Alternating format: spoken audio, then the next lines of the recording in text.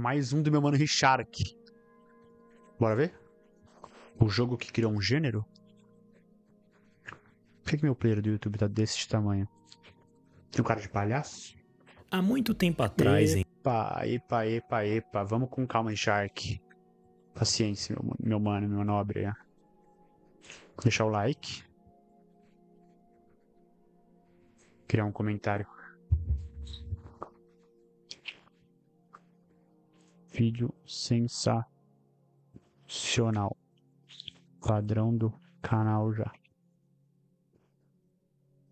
Opa. Vamos assistir o vídeo que criou um gênero do meu mano Richark. Como vocês sabem, o canal dele vai estar aí na descrição do vídeo, que nem eu fiz com os outros. Como é que é o nome? Os outros reacts. E o canal dele vai estar na descrição, nos cards aí, provavelmente já passou, que eu coloco no comecinho. Então bora lá. Bora. Há muito tempo atrás, em 2000, se lançava o provável console mais importante da história, o PlayStation 2. O sucesso dele foi absurdo, a ponto de quase bater a marca de 1 milhão de unidades vendidas um dia após o lançamento. Muita gente estava comprando e jogando embasbacados com o salto gráfico que estava rolando, cheio de jogos com visuais quase nunca antes vistos. Tudo parecia ótimo e perfeito, só que a Sony queria um pouco mais além. Os jogadores com certeza naquela época já estavam afim de jogar alguma coisa online com outras pessoas. E com o nascimento do Xbox Live que atendia essa demanda, a Sony não quis ficar para trás e criou um adaptador de internet para o console por volta de 2 anos depois do lançamento dele. Isso iria permitir que as pessoas pudessem jogar online, finalmente, mas elas ainda precisavam de jogos para isso. Então aí que entra a Capcom na jogada, uma das empresas que se prontificou a criar alguns jogos que focassem mais no modo online, e no caso seriam 3: Automobilista, um jogo de carro bem estilizado, Resident Evil Outbreak e Monster Hunter, o protagonista desse vídeo. Essa franquia inicialmente foi criada como uma mistura de 3 coisas bem simples e diretas ao ponto: monstros grandes, armas baseadas no low fantasy, um subgênero de obras de fantasia, e obviamente o recurso de jogar online. E a partir desse singelo joguinho que soube usar o modo cooperativo muito bem, que uma das franquias mais poderosas da Capcom nasceu, com ideias... Vamos ser sinceros que não precisa de muito mais do que isso, né? Pô, monstro grande, armas legais e online. Calma, a receita do sucesso aí. Ponto, né? Simples, mas com um jeito de jogar tão livre que ressoou com o Japão e explodiu por lá com força. A forma como você caça os monstros, que diga-se de passagem tem cada design lindo, a liberdade que o modo cooperativo oferece. Aquele Zinogre tenebroso é absurdamente lindo, tá? Só pra deixar claro. E a biologia desse universo ter tamanho e esmero mostram que Monster Hunter não é só especial.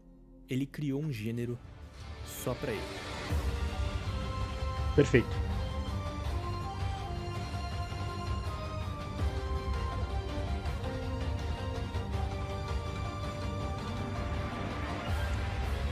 Esses edits do cara batendo bem na hora que o monstro vai... Esses edits assim, ó. Esse igual do Tigrex aqui, ó. Ó. Nossa, muito lindo, velho. Que é isso? Ó as fera.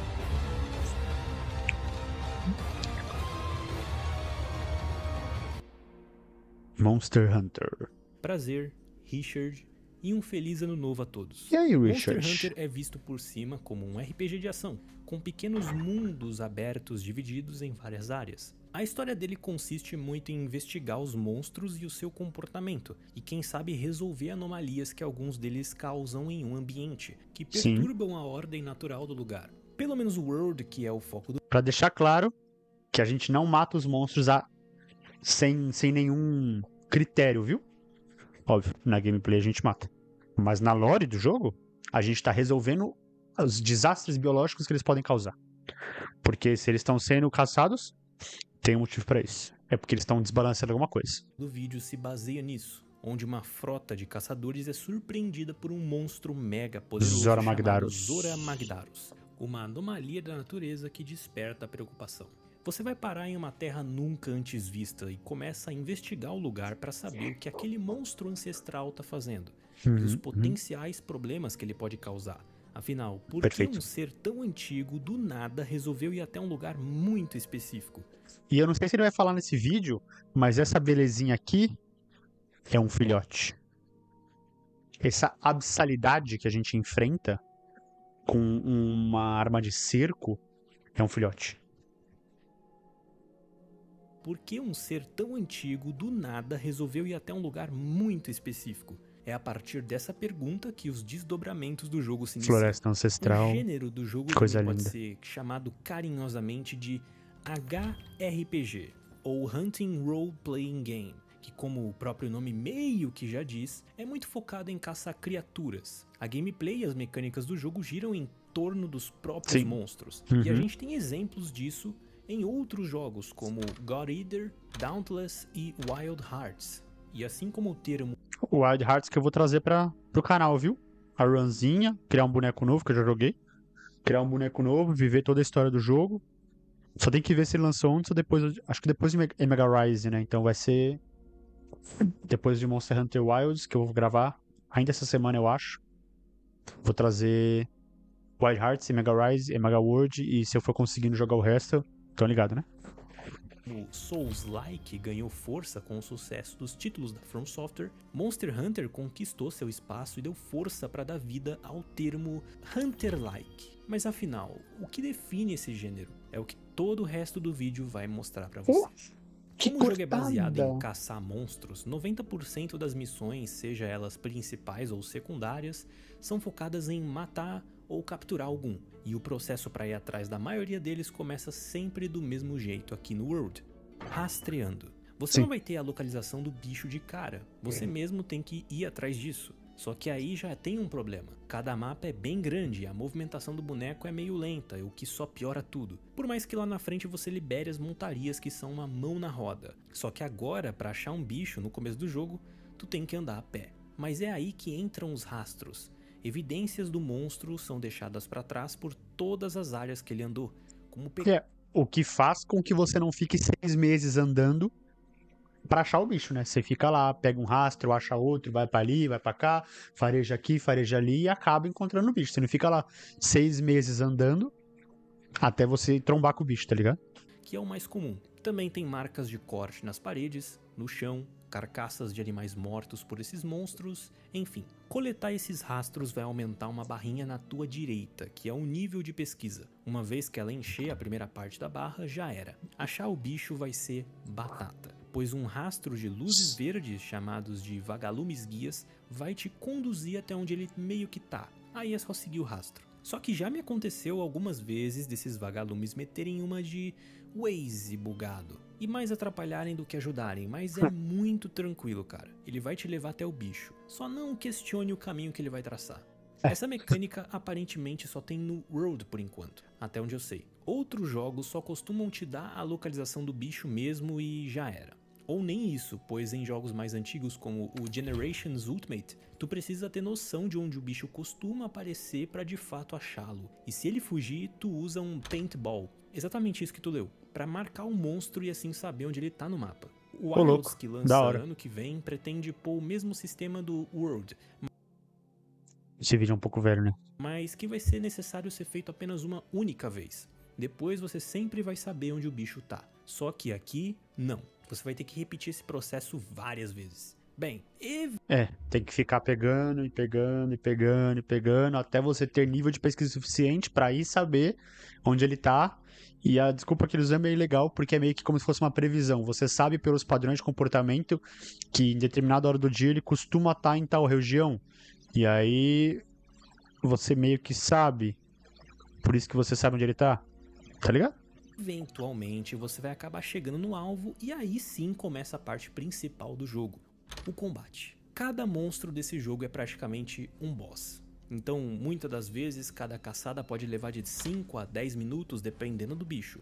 Algumas caçadas levam muito mais tempo porque o bicho é essencialmente muito poderoso, mas todas são praticamente lutas de chefes, onde cada um tem seus próprios movesets, comportamentos, resistências, fraquezas e lá vai pedrada. Você não tem uma treta. barra de vida te mostrando quanto de vida eles têm, então não esquenta a cabeça e se concentra só em bater no bicho. Mas não pense que bater em qualquer lugar é a resposta. Existem pontos do bicho que são mais molinhos. Mais frágeis. Muitas vezes pode ser a cauda ou a cabeça, com exceção de monstros como o Baroth, que tem um escudo no lugar do crânio. O esquema é sempre você prestar atenção nos golpes do monstro e desviar deles rolando se necessário. Pode ser que ele faça outro golpe em sequência, mas com o tempo você vai pegando a manha do moveset do bicho. Tem que masterizar o boss, nesse né? jogo, quem controla a luta é o monstro e você precisa se adaptar a ela. Seja sabendo pra qual lado desviar quando X ataque acontecer e quando é hora de parar de bater e só esperar uma abertura. Esse último caso aconteceu muito. Nesse aspecto, o Monster Hunter se assemelha muito a Dark Souls, né? Ao Souls-like das ideias. Porque você acaba tendo que reagir ao boss, né? Mais do que você, de fato, ditar o combate, indo pra cima que nem um cavalo. Você tem que parar, esperar, desviar, achar abertura. Ainda mais se você tá com armas como o martelo, como a espada grande, que você tem que carregar um golpe pra dar muito dano. Você não pode, tipo, achar uma aberturinha e dar um golpe, achar outra aberturinha e dar um golpezinho, tá ligado? Você pode fazer isso, mas você não vai tirar tanto proveito quanto achar uma abertura de verdade, uma abertura interessante a ponto de você conseguir carregar um golpe. Como é diferente da Glaive, da Dual Blade, da Espada e Escudo, que você acha uma aberturinha, dá uns 3, 4 golpes, e depois você desvia e fica nessa dando pokes, né? Que são golpes, pequenos golpes que vai tirando a vida aos poucos, tá ligado? Muito comigo. A ganância é o veneno nesse jogo. Até Sim. aqui lembra até um pouquinho os Souls-likes, né?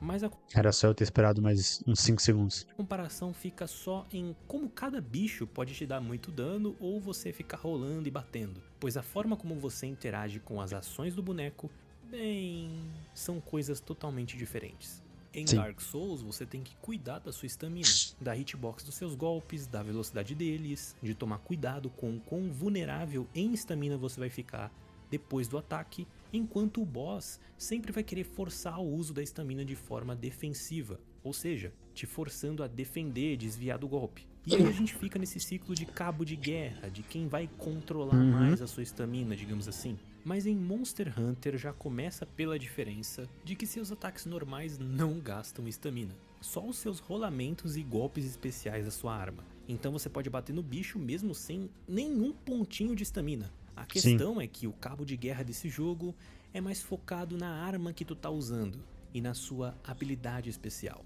O objetivo de um monstro em termos de game design é impedir de que você faça isso. Toma no queixo, Tigrex. Cada arma tem uma habilidade especial que leva um tempo para ser usada. Você Tem que precisa masterizar as preencher armas. algum tipo de barra dedicada a ela primeiro, e isso leva um tempo durante cada caçada. Você vai ficar um período mais na defensiva, respondendo às ofensivas do bicho, ao invés de se afobar. E quando Bufando finalmente a essa arma. barrinha encher, quem toma as rédeas da luta é você. Pois o golpe que faz daquela arma uma arma forte de verdade, finalmente pode acertar um monstro. E o ataque é tão forte que ele chega até a cair no chão, ficar cansado, cambalear, e tu pelo menos por um tempo toma o controle da luta inteira. E isso Olha que mágico, cara. Esse jogo é incrível. meio que justifica o combate desse jogo ser tão empolgante também, pois nesses 10 minutos de luta, cada parte quebrada do corpo dele te dá mais recompensas, ou pode atrapalhar certos monstros de fazer certas coisas, ou cada vez que o monstro cai no chão, cambaleia, tem uma cauda cortada. Tudo isso são pequenas vitórias que mantêm o jogador estimulado a continuar jogando. Tipo, você cortar o rabo, você fica a treta inteira tomando veneno e apanhando pra porra da Hatchin e do Rathalos. E aí você vai lá e corta o rabo deles, acabou o envenenamento, porque eles dão envenenamento com o rabo. Você vai tomar um golpe ou outro, mas acabou o envenenamento. Isso é um clímax, sabe? Dentro da batalha, você quebrar os dentes do Barioth e ele parar de tacar gelo. São esses pequenos detalhes que são, ó. Esse jogo é. Até o fatídico momento em que tu vê um ícone de caveira em cima do bicho no minimapa, ou vê ele cambaleando. É aí que você olha e diz: Acabou pra você, fio. eu consegui. E lembra do que eu disse lá no começo do vídeo sobre o jogo ter um excelente modo cooperativo? É aqui que ele entra em cena, pois cada arma tem um objetivo diferente. O martelo é mais forte batendo na cabeça do monstro, A espada grande gosta da cauda, outras das pernas. Algumas, como a Glaive Inseto, têm características mais específicas, como conseguir montar nos monstros com mais facilidade, e casos como armas de longa distância, onde o objetivo delas é bazucar o bicho o máximo possível à distância.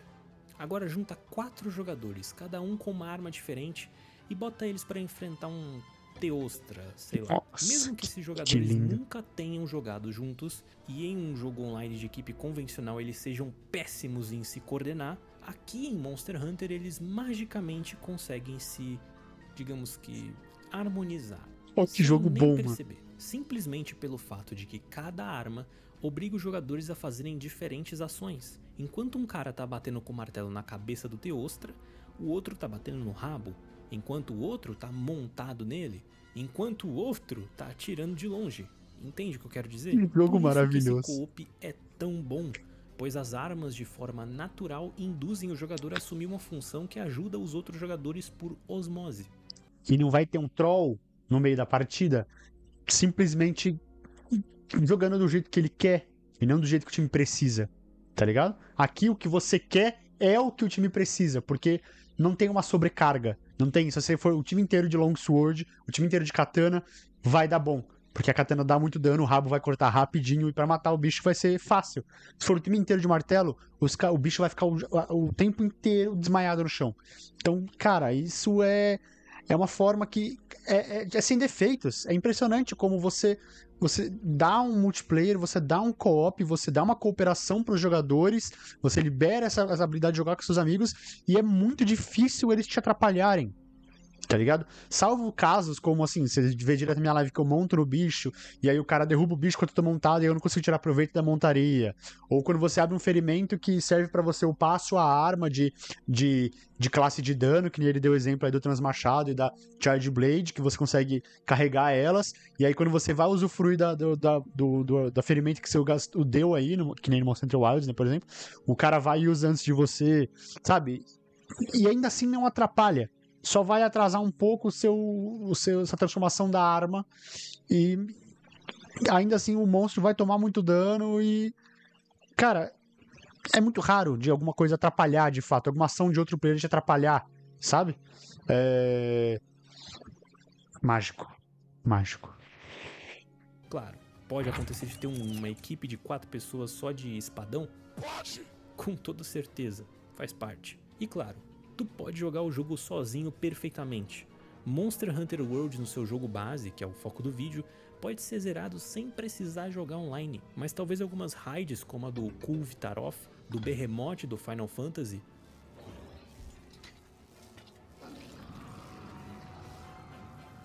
O Scaton. Meteoro do Eclipse. sim, Cara, desviar com a glaive dele é muito louco. teve até com The Witcher e Resident Evil também, ou da DLC Iceborne, tipo o Safigiva, sejam melhores de se jogar com pessoas, pois os bichos têm muita vida. Enfim, Sim, eu muita pessoalmente vida. joguei uma boa fatia do jogo com outras pessoas, sempre usando o sinalizador SOS para chamar alguém caso a quest ficasse difícil. E eu passei por uns perrengues aí ao longo da jogatina. Na Mas pra fechar esse ML, tópico do combate, tem algumas Velcanar que é interações guerrida. especiais nas lutas que são muito úteis para te ajudar a matar um monstro mais rápido. A primeira é montar neles. Dependendo da arma, isso pode ser quase impossível, mas tem algumas que têm a capacidade de alguma forma de te jogar mais pra cima, como a Glaive Inseto. E se tu cair atacando em cima da criatura, tu monta nela. A partir daqui, tu precisa prestar atenção na sua barra de estamina que vai caindo conforme o monstro ataca. A tela até fica com essa vinheta vermelha aqui para te indicar que tu tem que parar de atacar e segurar o botão de segurar. Ele aparece aqui na tela. E se você não segurar, a estamina vai embora, numa piscada. Se tu conseguir bater bastante nele sem esvaziar a estamina, tu pode dar uma sequência de ataques que vai fazer o bicho cair. E aí tu caceta ele de porrada. A segunda interação é com o ambiente, pois o mapa do jogo também é o seu aliado. Você vai ver ícones no minimapa de um pequeno monstro caindo em um buraco. Esse símbolo indica que ali tem uma armadilha para monstros, e se o bicho fazer certas ações ali perto, a armadilha ativa e ele fica preso nela. Derrubar o bicho do ninho é coisa certo. E de novo, magnífica. tu caceta ele de porrada. A terceira interação tem a ver com a DLC Iceborne, mas vale a pena mencionar aqui, porque ela traz umas paradas bem cabulosas pro jogo. E uma delas é a garra. Essa belezinha aqui é usada... Que faz falta no Wilds, tá? Faz muita falta no Wilds. Você grudar na cara do bicho e jogar ele contra a parede. É tesão, era tesão. Na maioria das vezes para se agarrar nos monstros, poder escalar eles, que nem no Dragon's Dogma, tá ligado? E tu pode acertar o bicho nesse meio tempo para amolecer alguma parte do corpo dele, tomando mais dano inclusive naquela área. Essa garra aí já foi alvo de críticas da comunidade, pois até o World a franquia sempre seguia uma regra de que arma X é melhor em parte X, como eu já mencionei. Mas a garra pode simplesmente tornar qualquer parte do corpo do monstro batível, o que reduz um pouco essa regrinha de que você precisa bater em certas partes do corpo com certas armas. Mas sinceramente eu curti. É muito satisfatório jogar o bicho na parede, ainda por cima eu não preciso me preocupar tanto em focar na cauda ou na cabeça dele, justamente por serem áreas pouco acessíveis em determinadas situações. Então é aí que a garra vem bem a calhar. O único defeito pra mim é que ela é meio... E outra coisa é que você não acaba generalizando, por exemplo, você mesmo com a cauda, mesmo você ferindo, você não, com a cauda não, com a garra, mesmo você ferindo o bicho, você não vai conseguir cortar o rabo dele com um martelo, por exemplo, tá ligado? Então você vai conseguir, vai ter aquela separação de martelo na cabeça, armas de corte são no rabo, só vai facilitar o serviço, tá ligado? Você não vai generalizar, você não vai tirar toda a função das armas. E isso era muito louco, era muito gostoso de jogar assim. meio cega, porque às vezes você quer acertar uma parte do bicho, mas acaba pegando outra. É meio esquisito. Outra interação que esse gadget faz é quando você gasta todas as suas munições de atiradeira na cabeça dele. Com isso, tu empurra o monstro com uma força tão grande que se ele bater de cabeça na parede, é uma tijolada de vida que vai embora. Isso aqui ajuda demais, meu amigo. Sim. E falando em atiradeira, essa é uma outra ferramenta que dessa vez tem no jogo base, onde tu pode atirar coisas nos monstros. Geralmente sendo itens do mapa, como pedras e plantas, munições que caem dos próprios monstros quando você ataca com a garra, e também você pode craftar algumas munições específicas que ajudam muito você. Essa arma é muito útil do início ao fim do jogo, pois sem munições não dá pra jogar os monstros na parede, cancelar a animação dos ataques deles e até usar munições criáveis, que são ainda mais úteis. Eu dou como exemplo aqui a cápsula de lampejo, uma flashbang basicamente, te dando muita oportunidade de se curar, porque o monstro vai estar cego e não vai saber onde você tá. E é muito bom para você derrubar o bicho no ar, né? Você tá lá de lança, você tá lá de gunlance, de espadão, lutando contra um Mahatia, um Rathalos, que fica voando. Tu tá com a flashbang, ele cai, tu caceta ele no chão, tá ligado? Aí tu quebrando a asa dele, tu diminui a frequência com que ele voa. Pô, isso é muito... olha isso. Pô, muito foda. Sim, meu filho. Tu pode jogar bosta nos bichos. E por incrível que pareça, isso vai salvar sua vida várias vezes, pois tem momentos no meio de uma caçada que brota... E você não quer lutar com a porra do Bazegusso ou com o Devil Joe, aí tu taca a merda na cara deles. Muito bom. Olha esse... Sensacional, pô. Pra espantar o bicho, tu taca a merda neles, porra. Vai se fuder, que legal. Um infeliz de um Bazelgeuse ou um Devil Joe pra te encher o saco. E, sinceramente, é um caos lidar com dois bichos ao mesmo tempo. Ainda mais esse merdinha aqui que fica jogando bomba. O bicho é basicamente um avião bombardeiro, velho. Então, nessas situações, tu pode atirar bosta no monstro encherido. E ele, se sentindo extremamente ofendido e humilhado por tá fedendo a CC, simplesmente vaza. Esterco salvando vidas. Essas cápsulas são apenas um dos vários itens criáveis do jogo, que são muito úteis tanto de forma universal, como poções de cura, antídotos para se livrar de veneno, pílulas que aumentam seu ataque, ações que te mantêm com a estamina alta o tempo todo, porque o jogo tem um sistema de fome e cansaço que vai reduzindo ela se você não comer rações, itens que aumentam a sua vida máxima, um transportador que te leva para o acampamento mais próximo, que é perfeito para sair de uma situação de vida ou morte, armadilhas, que aqui são de choque ou um buraco, junto com soníferos para capturar monstros. E detalhe, tá? Capturar monstros te dá mais loot do que só matando ele. E também tem itens que são mais específicos, tipo um barril explosivo que muita gente usa quando o bichinho tá dormindo, pois existe uma propriedade escondida dentro do jogo que aumenta qualquer dano causado no monstro se ele estiver dormindo. E normalmente ele dorme quando... O primeiro hit, sempre que o bicho dormir, o primeiro hit ele dá o dobro de dano. Então, se você tiver na sua party uma lança-arma, se você tiver na sua party um espadão, se você tiver um martelo, se você tiver um fuzil arco pesado, deixa ele dar o golpe que vai acordar o bicho, porque um golpe de um espadão que daria 700 de dano vai dar 1400 de dano, tá ligado? A não ser que você prefira pegar a sua katana e dar um hit de 40 de dano, ao invés de um hit de 20. Choices.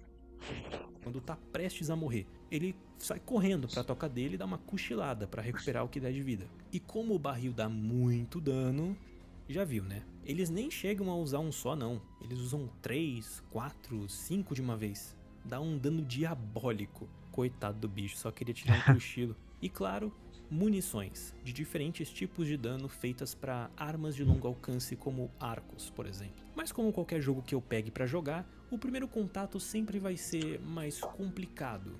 Tanto é que no começo eu apanhava para Anjanate, um T-Rex peludo que mais parece um urubu. Diablos, e esse daí eu lembro da primeira vez que eu vi. Chato. Ele simplesmente emergiu debaixo da terra e me matou. Eu tomei um susto. Eu não sabia que esse infeliz era capaz disso. Rathalos azul, especificamente o azul, que é uma versão mais 220 do Rathalos original, que tem uma pele dura inclusive. Devil Joe, que vivia se intrometendo em outras caçadas que eu tava fazendo. Top 10 bichos mais zoados do jogo. Os bichos davam uma tonelada de dano neles. Então, nesse sentido, eu até agradeço. E depois de apanhar pra tanto bicho, uma hora tu aprende ou fica mais forte. Seja por osmose, pegando equipamentos melhores, ou realmente aprendendo as mecânicas do jogo. Sim. E a parte dos equipamentos é um dos principais motivos da minha pessoa ficar tão viciada nele. Toda vez que você mata um monstro ou captura, você consegue os materiais dele, como escamas, garras, peles e mais uma bofetada de pedaços de carne e ossos. Esses materiais são usados para fazer armas, armaduras, amuletos e equipamentos para o seu amigato, por exemplo. O seu companheiro de caçadas que vai te ajudar numa cacetada de coisas. E eu já falo dele também. Como eu disse lá atrás, cada classe de armas é única, voltada para diferentes estilos de jogo e diferentes forças e fraquezas. Pois existem 3 categorias de dano que funcionam melhor em certas partes do corpo de um monstro. No caso, dano contundente, focado em armas que têm a característica de esmagar, como martelos e chifres de caça. Sim, tem uma arma que é um berrante e tem a mecânica de tocar música ainda por cima. Armas de dano cortante, como espadas, lâminas duplas, glaive, insetos e muitas outras que têm essa característica de serem facas tramontina. E por fim, dano de munição, dedicadas às armas de longo alcance como arcos e fuzil arcos. Pique AK-47. Na maioria das situações, bater com armas de esmagamento na cabeça é a melhor escolha para quem joga com armas assim. Bater na cauda com armas cortantes é o normal também, e a munição pode ser útil nas pernas, cabeça ou cauda, e até nas asas. Mas tudo depende do monstro em questão. Sim. Um Safigiva, por exemplo, toma mais dano de cortes nas patas dianteiras, enquanto as munições causam mais dano em uma parte específica da asa que eu acredito que seja o osso dela. Enquanto é melhor bater na cabeça do Rathian com todos os 3 tipos de dano, enquanto as outras partes tomam menos dano. O que não é o fim do mundo, tu pode matar o bicho batendo nas pernas sem problema nenhum. E também tem a garrinha, lembra? Essa daí simplesmente resolve seu problema. Outros monstros como o Devil Joe também têm fraquezas contra todas as armas na parte do peito dele, bem embaixo do corpo. Então não existe bem uma garantia de que aquele dano é melhor naquela parte do corpo de forma universal. Tudo depende do próprio monstro, e isso inclui as fraquezas elementais que ele tem e os efeitos de status que ele está mais disposto a tomar. Eu fiz um vídeo sobre esse assunto em específico onde eu menciono e explico os elementos do... Será que vamos ter que ver esse também? Então, para o vídeo não ficar muito longo, é melhor você ver esse daí que eu fiz, acho que há 2 semanas atrás. Mas no fim do dia, tu pode jogar com qualquer arma que tu quiser. O jogo encoraja o jogador a ir mudando de arma de acordo com a necessidade, mas eu sou teimoso e desde o começo eu só joguei com a Glaive Inseto. Mas fazer o quê? Olha essa arma, velho. Eu me sinto um personagem de Dragon Ball usando ela, na moral. A mecânica dessa arma em específico é muito única. Além de você poder pular alto no ar e atacar os inimigos por cima, você tem esse inseto aí, que tu pode usar pra buffar a tua arma ainda mais. Primeiro que embaixo da sua barra de vida e estamina vai ter uma barra dedicada à própria arma, que tem 4 espaços vazios, sendo 3 deles numerados e um que não tem nada. Tem um comando com essa arma que convoca o inseto, ou o Kinseto, fazendo ele sair da sua mão e passar a voar em volta de você. Tu pode meio que mandar um inseto dar cabeçadas no monstro que coletam extratos deles. Sim. Cada parte do corpo de um monstro entrega Baita uma arma, das tá? 4 cores de extratos que a arma tem. E cada extrato representa um buff pro seu boneco. No caso seriam o vermelho, que buffa seu dano e muda o moveset da Glaive, dando ataques bem melhores pra ela, tanto no chão quanto no ar. Geralmente isso é extraído quando o Kinseto bate na cabeça do monstro, e às vezes isso muda pra pata ou pra cauda. Depende do bicho, pois as partes do corpo têm que ser aquelas que o monstro usa pra bater nos outros. Depois a gente tem o extrato branco, que te entrega mais velocidade de movimento e mobilidade no ar, para tu dar mais ataques de dashes cabulosos. Isso é extraído das patas e das asas do monstro, que são partes que remetem mais à mobilidade dele. Aí vem o extrato laranja, que bufa sua defesa, e se tanto ele quanto o extrato branco forem ativados, te dão resistência a rugidos, porque rugido nesse jogo é uma parada muito forte. Chato.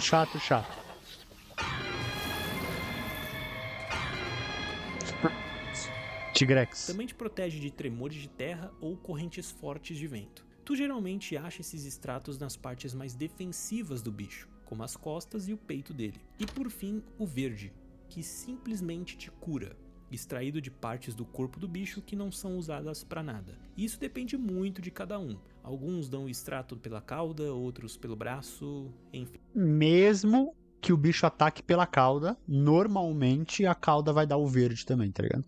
Então, quando um Kinseto pega um extrato, você aperta um botão para chamar ele de volta e aquele slot numerado é preenchido com uma das cores do extrato, exceto a verde. Ela já é convertida em HP direto. Se você encher os 3 slots, um buff exclusivo é ativado que te dá muito mais ataque e defesa. Essa arma tem outras pequenas mecânicas e detalhes inclusos, como o próprio Kinseto ter seus valores de estamina, dano cortante ou esmagador, velocidade e até dano elemental.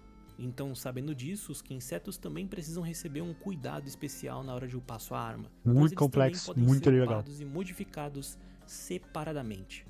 Uma curiosidade, inclusive, é que essa arma é baseada no estilo de luta com bastões chamado Bojutsu, onde os ataques têm longa distância, empurram, giram inimigos e fazem manobras complicadas de forma defensiva, como usar a haste para fazer saltos, assim como a gente vê nos Jogos Olímpicos, sabe? E com tanta liberdade de movimento para ter muito mais resposta contra a ofensiva do monstro, cara, eu simplesmente amei a arma e tô usando ela até agora sem enjoar. Eu poderia falar das outras, mas eu prefiro não arriscar falar bobagem sobre elas sem nem ter experimentado direito.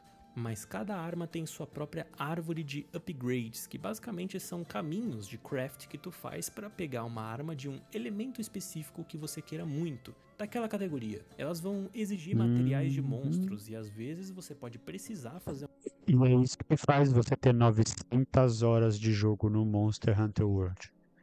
Uma arma anterior a que você quer na árvore, pois simplesmente não dá para fazer algumas delas na lata. Você vai precisar da versão mais fraca dela primeiro. E aqui entra outra parada muito importante para se dar bem de verdade nas lutas, que é a adaptabilidade. Como cada monstro é fraco contra um elemento específico, é melhor você usar uma arma desse elemento contra ele, do que só ficar com o mesmo elemento até o fim do jogo. Bem, tu pode até conseguir fazer isso no jogo base, até porque ele não é tão punitivo quanto a DLC. E especificamente a Guiding Lands, ou as Terras Guias na DLC, é a parte que mais vai te punir por não escolher o elemento certo. Então assim, eu pessoalmente só focava nas armas que tinham dano alto. Uma afiação bacana ali para ela durar mais tempo na luta, já que elas se desgastam a cada golpe e tu precisa ficar afiando elas para não perder dano. E também para conseguir bater em certas partes do bicho. Mas junto com a afiação, eu buscava também afinidade, que a grosso modo é a porcentagem de chance que tu tem de dar dano crítico. Uhum. Isso sempre é muito bom em qualquer jogo. Fora as armas, a gente tem as armaduras, que além de algumas serem lindas, tipo essa daqui do Odogaron, ou essa outra aqui do Odogaron também. Odogaron essa armadura é, do né, jogo base uma pica que me tem. levou até o fim do jogo, inclusive. Cada armadura, além dos seus óbvios valores de defesa maiores com o tempo e resistência a elementos, tem habilidades passivas que potencializam certos estilos de jogo, valores de status ou paradinhas que melhoram a qualidade de vida da sua gameplay, como poder afiar sua arma mais rápido, resistir a rugidos, ter uma chance de se curar sem gastar poção e muitas outras coisas, como efeitos que geram até subclasses para o seu personagem, como a Mushroom Mancer, onde ao comer cogumelos tu ganha uns buffs bem interessantes para o seu boneco. Tem gente que ama secretamente essa build aqui, inclusive. Fora isso, Sim.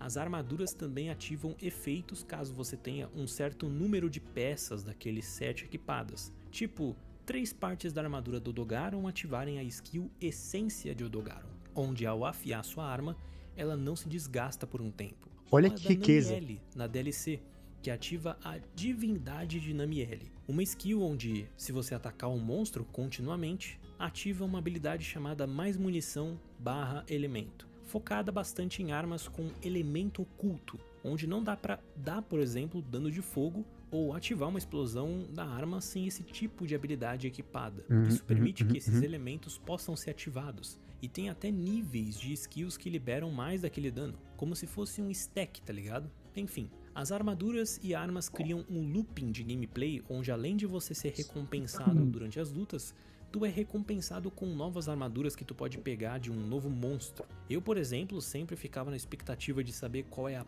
próxima armadura ou arma que o jogo ia liberar pra mim. Eu arrisco dizer que esse é um dos motivos do jogo. Fora o Fashion Souls, né? Que é você... Que provavelmente ele vai falar aí da armadura em camada, que você pega essa armadura que às vezes tem uma qualidade, uma skill muito pica, só que ela é horrível. E aí você coloca uma armadura linda por cima dela e fica nos trinque. O jogo tem me viciado tanto. Tem outras coisinhas também, como você poder colocar joias nos seus equipamentos, craftar amuletos que te dão elementos, ou usar mantos que te dão efeitos temporários durante as lutas. Mas eu quero focar agora em uma única coisa muito importante: o Pálico, ou Amigato. Esse bichinho é uma mão na roda pra você. É sério, presta atenção no que eu vou te falar agora. Pegue as ferramentas do Amigato se você for jogar. Elas são muito roubadas até o fim do jogo. Além dessa coisa fofa te ajudar a dividir a atenção do monstro atacando ele, o Amigato tem alguns equipamentos que ajudam ainda mais no combate, e todos eles têm funções bem definidas. Tem uma ferramenta que você se cura e até te revive, outra que coloca armadilhas para capturar monstros, um escudo para chamar atenção, um instrumento musical que te dá buffs, uma ferramenta para você roubar loot dos bichos, e tem gente que até fechou armaduras só com isso aí, e por fim um coquetel molotov que em níveis mais altos vira fogos de artifício que você põe no chão e ficam tacando fogo para todo lado, que nem um vulcãozinho. Essas ferramentas são... É bom, o bom do Monster Hunter Wilds, que eu não sei se é bom, deixa meio nubizado o jogo, tá ligado? Adoro esses motores de moto. O gato, agora você não precisa escolher qual que você vai, né? Tipo, você tem que...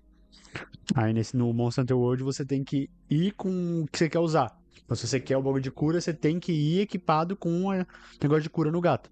No Monster Hunter Wilds, não, ele usa todos, tá ligado? Você tá precisando de cura, ele vai levar um negocinho pra te curar. Você tá lutando lá, eventualmente ele vai te dar um buff de negócio com um negócio coralino. Um buff de dano, de defesa. Você tá lutando, ele vai colocar uma armadilha. Então, tipo, ele vai roubar os bagulhos, vai colocar esse fogo de artifício. Isso é bom, mas é aquela coisa, tira um pouco da dificuldade de você ter que escolher qual que você quer usar, baseado na sua build, porque você sabe que você vai querer mais cura, que você quer atacar com mais frequência, mais freneticamente, ou você quer mais buffs pra não precisar ficar se buffando tanto, que você sabe que o bicho grita muito, coisa assim, tá ligado? Então, é bom, mas é aquela coisa, né? Deixa o jogo mais fácil. E não necessariamente isso é bom. Entendeu? essenciais e você vai usar elas em diferentes situações. No começo você vai ter só uma, mas fazendo as missões específicas delas, e tem vários guias na internet para isso, você consegue pegar todas. Elas também têm níveis e ganham XP, e a cada nível concluído, você ganha uma nova habilidade ou uma habilidade que você já tem melhora ainda mais. E dá uma olhada no meu, tem uma vibe bem Buda das ideias, né? Agora, saindo da parte mais voltada para o combate do jogo, eu queria falar do mapa de Monster Hunter World. Coisa linda. Ou o mundo do jogo. Afinal, Coisa linda. ele é tão digno de um vídeo quanto a gameplay dele. Primeiro que nós temos 5 áreas exploráveis no jogo base, e 2 na DLC Iceborne, com diferentes temáticas de ambientes, sua própria fauna e flora, e claro, monstros que habitam nessas regiões. O jogo também separa esses mapas por categorias de dificuldade, chamadas de ranks. Cada rank tem seu próprio material oriundo tanto de monstros quanto do ambiente, tipo jazidas de minérios, ossos e plantas. E já vai a dica aí, sai pegando tudo que tu achar no caminho. Você vai eventualmente precisar de alguma coisa uma hora ou outra, vai por mim. Então quanto maior o rank, melhores são os materiais. Mais fortes são as armas e, claro, mais fortes são os monstros. E até alguns novos aparecem a partir de certos ranks ou estrelas. Seja um completamente novo como o Bazelgeuse, ou uma variante de um bicho que já existe, tipo a Ruffian Rosa. O rank aumenta conforme a história progride e tu vai fazendo quests, então nem esquenta muito com isso, vai ser bem natural. Fora os mapas, tem as cidades também, sendo 2 no jogo base e uma da DLC. As áreas têm alguma exclusividade aqui e ali, como a base de pesquisas ter o Safari Atacaldas, onde tu manda os gatos pegarem itens pra tu, mas no geral elas sempre vão ter um ferreiro, lojas, um lugar para plantar e colher plantas, insetos e outras coisas ligadas à botânica, o seu quarto, que é personalizável, um lugar para comer comida. O quarto que infelizmente não tem no Wilds, né? Ô, saudade. Enfim, tem muita coisa. Porém, eu queria dar uma ênfase na parte mais científica das áreas com monstros, porque uma coisa que me surpreendeu nesse jogo é que ele tem a sua própria ecologia. Cada monstro, do menor ao maior, tem um comportamento específico, são diferentes, e isso expressa até a personalidade selvagem de cada um. Uma forma mais óbvia de perceber isso é simplesmente caminhar na frente deles. Alguns podem até ficar super tranquilos com a sua presença, não fazem nada, parece até que dá pra fazer um cafuné, mas tem outros que, meu amigo, olhou, morreu. Agora, formas menos óbvias de notar essas coisas ficam nos rastros dos monstros. Coletar essas amostras revela os hábitos da criatura, as rotas que ela faz. Às vezes, marcas de mordidas e cortes nas paredes, lodo, penas e espinhos fincados no chão, o tamanho de cada pata, tudo isso são coisas que nos contam de pouquinho em pouquinho com o que a gente está lidando. É assim que você descobre como ele tá e é o motivo dele aparecer no mapa instantaneamente quando você chega nele, porque você já sabe os padrões de movimento, de caminhos, de tudo mais que o bicho faz. Os pequenos monstros, como os Jagras, têm o hábito de atacar alvos em grupos, e você pode perceber isso quando tu derruba um monstro perto de alguns deles. É um hábito de caça. Se algum Jagras resolver caçar sozinho e conseguir sobreviver, ele vai passar por um processo metabólico que torna ele em um grande Jagras, ganhando privilégios e soberania acima dos Jagras menores. Basicamente o rei da quebrada. Às vezes a barriga dele fica enorme, o que eu pensava ser algum mecanismo de ataque, mas na verdade é uma presa que ele abateu e engoliu inteira, para servir como um armazém nutricional por um bom tempo, enchendo a barriga de ácido gástrico para diluir a criatura lentamente, podendo até regurgitar algumas partes do bicho para sua matilha comer. Esses Jagras grandes podem se acasalar com fêmeas e gerar alguns ovos no processo. Naturalmente, no sentido literal da palavra, isso atrai uma criatura chamada Kulu-Ya-Ku, que é conhecida como a maior ladra de ovos do Novo Mundo, ou o maior ladrão de ovos. Fazendo isso, ele afeta a taxa de natalidade das criaturas, evitando que elas cresçam, mantendo as coisas, digamos que, dentro do controle. Outro exemplo é o Pukei-Pukei, que é responsável pela abundância de plantas da floresta ancestral, comendo plantas a rodo e cuspindo a semente de algumas por aí, servindo como um jardineiro natural daquele mundo. Percebe como esse jogo tem uma inteligência artificial moldada não só para o combate, no sentido de, por exemplo, eles sempre priorizarem alvos mais fracos, como já rolou muito comigo de ser focado, como também eles simulam um ecossistema vivo. A narrativa desse jogo não é contada somente pelo que os NPCs falam, por mais que sejam informações muito importantes, mas o comportamento dos bichos e a sua rotina contam um pouco da história daquele mapa, daquele mundo. Daria pra fazer um vídeo só sobre esse aspecto biológico do jogo e como a sua ecologia é tão bem estruturada. Mas daqui em diante eu gostaria de apresentar pra vocês alguns dos monstros mais interessantes do jogo base.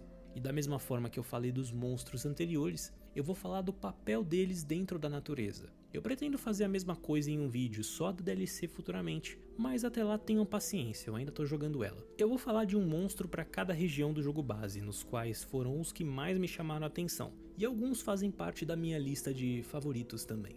Começando pela Floresta Antiga e o seu, entre aspas, Rei dos Céus, e um dos monstros mais famosos da franquia que chegou até ser destaque no live action do jogo, Sim. Rathalos. E a Rathian entra junto nessa também. Eles são serpes de asas, especialistas na arte de voar, mas isso não se aplica a todos, já que alguns se tornam quadrúpedes, usando as asas como uma espécie de antebraço para melhorar seus movimentos em terra, como os Nargacugas da DLC Iceborne, que apesar de não voarem, são bem rápidos lutando no chão. Alguns outros monstros inclusive nem asas têm, mesmo que sejam dessa classe. O Rathalos é uma versão masculina dos Raths, enquanto a versão feminina é a Rathian. Uma das principais características dos Rathalos são as suas asas, que possuem padrões ornamentados. Ele vai falar assim toda vez que ele vai falar do Rathalos e da Rathian.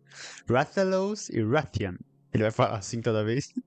Envolvidos através do crescimento da força dele, servindo como um indicador de aptidão sexual. E uma vez que um Rathalos masteriza a arte de voar, esses padrões podem ser vistos com mais facilidade por uma potencial Rathian. Então assim rola o acasalamento e a Rathian gera uma quantidade generosa de ovos. Inclusive tem uma missão pra roubar os ovos de uma Rathian que, cara, ô negócio chato, viu? Eu nunca mais quero ter que fazer isso de novo. Bem, tanto o Rathian quanto o Rathalos, após gerarem os ovos, saem para fazer patrulhas e garantir que a sua casa esteja em ótimas condições, eliminando qualquer invasor que pudesse representar uma ameaça. As Rathians possuem um espinho no queixo que serve como uma arma para fazer investidas. Não é à toa que é um dos ataques mais chatos dela, onde ela fica dando umas corridinhas de lá pra cá. Nossa, já morri pra isso, inclusive, várias vezes. Além disso, os dois Raths possuem veneno, sendo o Rathian na ponta da cauda, enquanto o Rathalos nas garras, que causam uma dor excruciante. Mas essa não é a pior parte do arsenal de Rathian, pois o seu rugido é uma ferramenta muito poderosa. Ela pode dar 2 rugidos. Um é o que todo santo monstro faz quando te vê, fica nervoso ou tá prestes a fugir, mas o segundo é um pedido de ajuda para nada mais, ninguém menos que Rathalos. A rainha chama pelo rei. Caralho, arrepiei com essa frase dele, tá? Então o que Rathian faz no chão, lutando, Rathalos complementa no ar, lançando bolas de fogo que ficam armazenadas em uma bolsa de fogo dentro do corpo. E no fim, ambos os monstros formam uma dupla quase que perfeita, onde cada um complementa as forças do outro. Eu arrepiei, com tá? certeza você não vai querer lidar com eles juntos. Por isso eu tenho o esterco comigo sempre que possível. Mas por incrível que pareça, esses dois são uma das versões mais fracas da família Rath. Existem versões ainda mais poderosas que você vai encontrar ao longo da jornada, baseadas em cores, como os Rathalos Lazulis, que tem uma escama mais dura e pesada, e consequentemente acabam tendo que crescer com músculos muito mais desenvolvidos, e o que poderia diminuir sua capacidade de voo, na verdade fortalece sua estamina, digamos assim, podendo ficar no ar por muito mais tempo que os seus primos vermelhos. Assim como existem as suas equivalentes femininas, as Rathians rosas, e na DLC Iceborne temos os Rathalos pratas e as Rathians douradas. Pois é, mal sabem os vermelhos que eles são os mais buchas da família. Bucha! Bucha! Bucha! Bucha! Rabo! O nosso segundo monstro grande pertence ao Ermo Selva Agulha, uma região desértica que carrega uma fauna e flora totalmente adaptadas a um ambiente seco e desprovido de chuva. Essa área possui algumas localidades misturadas com a Floresta Antiga, como a Floresta Silenciosa, que faz fronteira com a primeira área. Um rio oriundo da Árvore Antiga, que se mistura no final com o ambiente desértico e forma um pântano lamacento. E no fim, tem um sistema de cavernas também, que serve de lar e atalho para alguns monstros, além de ser refúgio para algumas tribos. Aliás, Tá vendo essas pedrocas enormes aí com formato estranho que existem nesse mapa? Elas são formadas por formigas cheias de bioenergia, uma fonte de poder que serve como nutriente, o que justifica alguns dragões anciões terem habilidades tão absurdas, a ponto de parecer mágica. E quando qualquer monstro morre no Novo Mundo, sua bioenergia volta ao Córrego Eterno, alimentando algumas regiões. O Córrego Eterno é tipo um conglomerado de Olha que canais completo esse jogo, subterrâneos velho. que transportam bioenergia para vários lugares do Novo Mundo. Bem, uma das criaturas que vivem nesse ambiente é o Diablos, uma criatura de pele dura como pedra e chifres empaladores tão intimidadores que qualquer bicho prefere evitar lutar com eles. E lembra do que eu disse a respeito de alguns serpes voadores usarem suas asas para outras coisas além de voar? Então, os Diablos raramente voam e preferem usar suas asas como braços auxiliares para cavar buracos no chão e nadar pelo subterrâneo arenoso. Chato. E por incrível que pareça, esse bicho é um herbívoro, se alimentando exclusivamente de cactos. Mas não se engane, esse bicho é agressivo e muito territorial, com uma cauda que pode fazer alguns ataques mais amplos e um rugido que estoura tímpanos. Esse bicho pode ser uma dor de cabeça para qualquer caçador.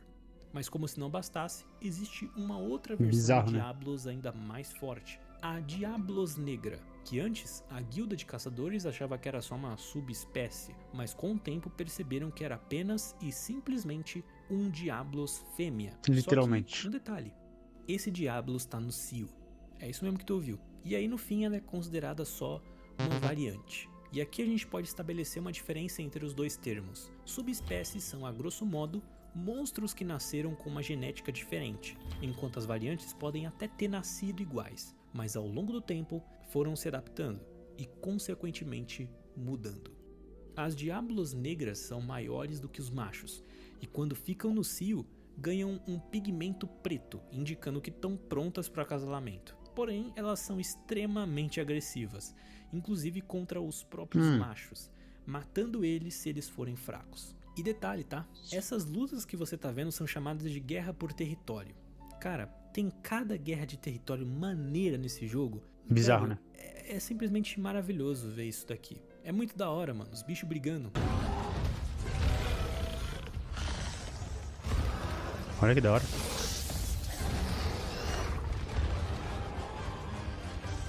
Tem. Enfim, vamos continuar. Toda a energia do Essa Córrego daí é Eterno louco, que o Rajang circula fazendo o no Ner Gigante de mundo boneca. acaba em algum momento se Logo o Ner entrelaçando Gigante, nos comedor de dragão planaltos ancião. coralinos. E por tanta bioenergia passar nessa região, acaba que a sua fauna e flora se tornam uma das paradas mais lindas Que negócio do lindo, novo velho. mundo. Ela é separada da floresta e do deserto por uma enorme muralha natural de pedra. Esse lugar é uma explosão de vida, um ecossistema nunca antes visto no mundo, abrigando corais que crescem desde o vale putrefato até a superfície em exuberância, mas morrem após chegar a uma certa altura, já que quanto mais altas eles forem, menos nutrientes eles conseguem. Parece debaixo Quando d'água, morrem, mano. deixam para trás É um muito lindo, esqueleto velho. duro como pedra, criando o chão do lugar, a superfície. No topo da cadeia alimentar desse lugar, nós temos o super predador dessa região, assim como o Rathalos é o super predador das florestas, e assim como leões e tigres são os super predadores da vida real. Aqui, eles dominam o topo da cadeia alimentar, e não tem outra criatura que se sobressaia, exceto por algumas anomalias da natureza. Seu nome? Legiana. Um ser que tem um método de voo mais poderoso que outros serpes voadores, graças às correntes de ar dos planaltos, que tornam Legiana imbatível dentro e somente dentro do seu habitat, pois fora dele não tem correntes de ar compatíveis com a estrutura das suas asas, e logo ela fica mais bucha. Elas inclusive são seres migratórios e quando crescem até um certo ponto, têm a tendência de migrarem para a fronteira glacial. E claro, E é chata, tá? Chata, fica gritando, fica atacando gelo, mas é bonita pra caralho, vai tomar no cu. a DLC Iceborne, com o objetivo de fazer ninhos, e aí depois voltam para os corais novamente. Calma aí. Quer sair, gato? Quer sair? Hein? Oh. Não quer sair, não? Quer sair? Quer sair? Dá um oi, pessoal. Oi. Dá um oi, pessoal. Dá um oi, pessoal. Fala oi, pessoal. Pessoal, dá um oi, pessoal, dá? Ó, dá um oi, pessoal. Dá pra ver que você é pretinha? Dá pra ver que você é pretinha, né? É verdade? Né? Algumas dessas leguianas precisam ficar para proteger os ninhos. Leguiana ataca usando uma secreção embaixo do seu peito, especialmente, com pequenos furos que se conectam a uma bolsa interna de gelo, que congela a secreção assim que ela entra em contato com o ar, permitindo que ela imbua seus golpes com o elemento de gelo, e até usa as asas para assoprar este elemento nos inimigos. Claro que tudo isso tem um preço, pois pode haver aberturas no seu corpo, e isso deixa ela bem mais suscetível a doenças e toxinas, que, se for envenenada por exemplo, é bem capaz que essas aberturas no corpo onde as secreções saem sejam tampadas e ela não consiga usar seus ataques infames. Agora, indo para a parte de baixo dos corais, temos o Vale Putrefato, que é a contraparte do Planalto, já que lá, a vida, enquanto aqui, a morte, por todo lugar que você olhar. Sim, eu tô falando de corpos e corais mortos espalhados pelo Olha que bioma, complexo, áreas cara, que rico. inteiras feitas de ossos. De fato, o lugar é basicamente um cemitério, onde os monstros que morrem nos corais lá em cima inevitavelmente caem aqui. E é aí que entra o eflúvio, uma bactéria necrofágica na jogada.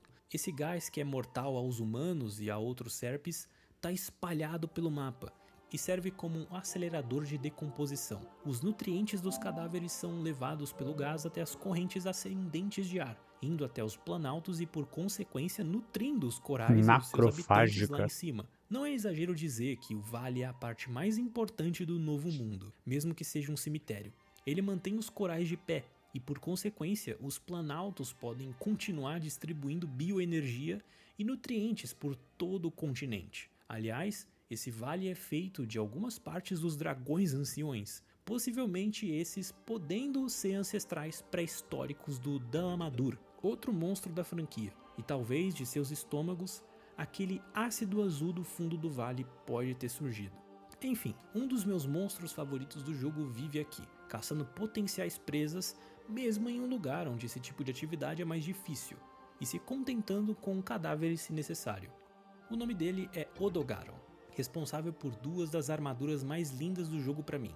Odogaron faz patrulhas por toda a região, tanto o vale quanto os planaltos, e caçar cercados de cadáveres requer alguma adaptação também. Tá? Diferente de outros monstros, Odogaron é completamente cego, mas seu nariz é um dos mais poderosos dessas bandas, pois é com eles que ele consegue filtrar cheiros de seres vivos, mesmo com tanta carniça misturada no ar. Outra característica marcante do Odogaron são suas incríveis 10 garras em cada pata, onde 6 têm um formato esquisito, enquanto as outras 4 são normais. As normais servem para fazer o que os cães fazem, por exemplo, correr, se esgueirar, mas as outras 6 garras são como de gatos, bem flexíveis, e cumprem o propósito de causar poderosas feridas nas presas, tais tão profundas que causam sangramento, acelerando a morte dos alvos, facilitando o rastreamento do seu cheiro através do sangue e também permitem que o eflúvio entre com mais facilidade nas feridas, matando a presa ainda mais rápido. Odogaron também compensa sua falta de força bruta com muita, mas muita mobilidade, pois a sua rede neural evoluiu a um ponto em que ela consegue enviar sinais muito mais rápidos do que os monstros normais. Olha a complexidade dessa porra, mano.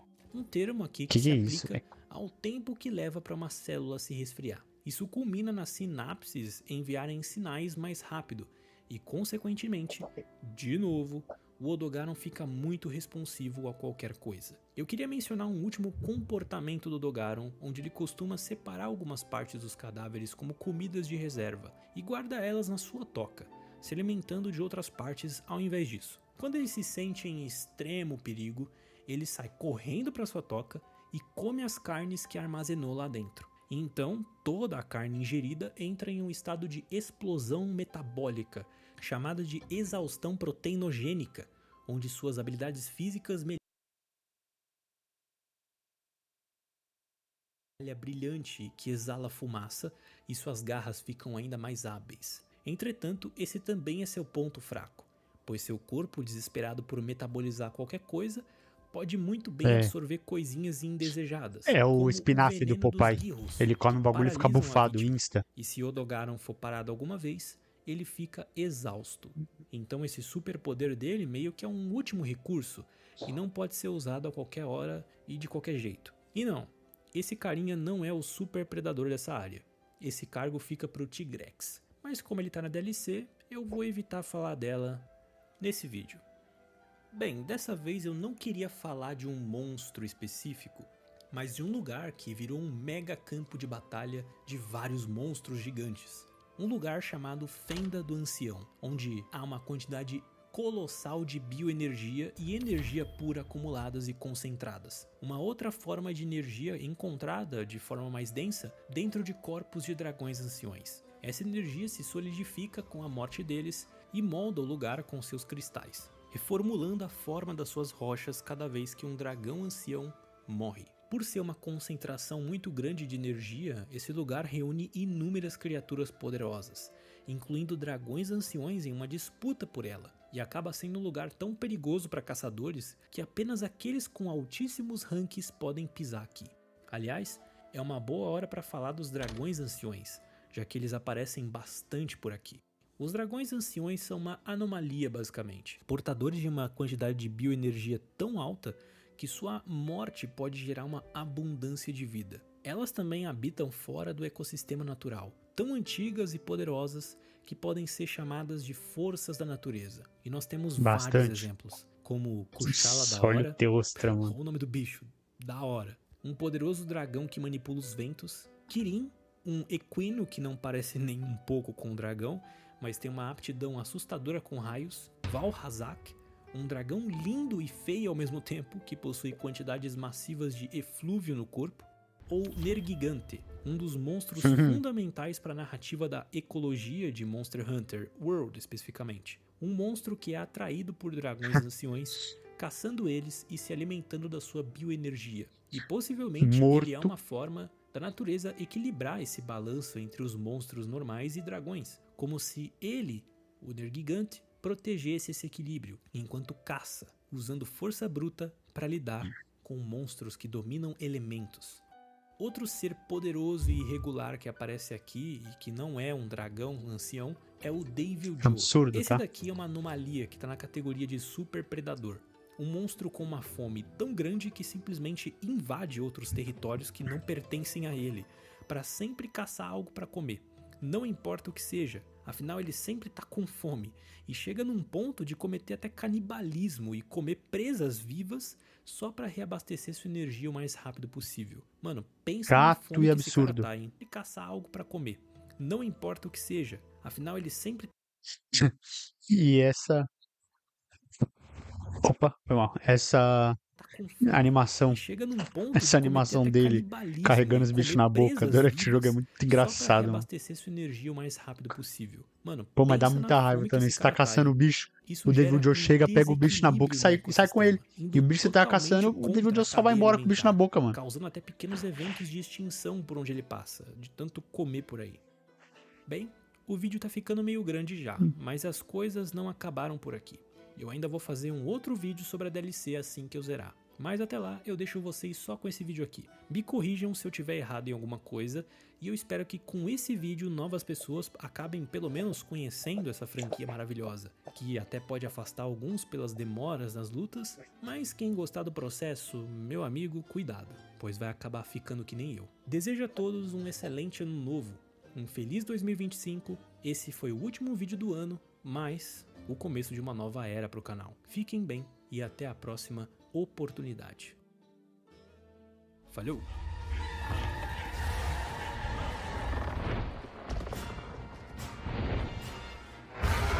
Sensacional, Rich. Sensacional, Rich.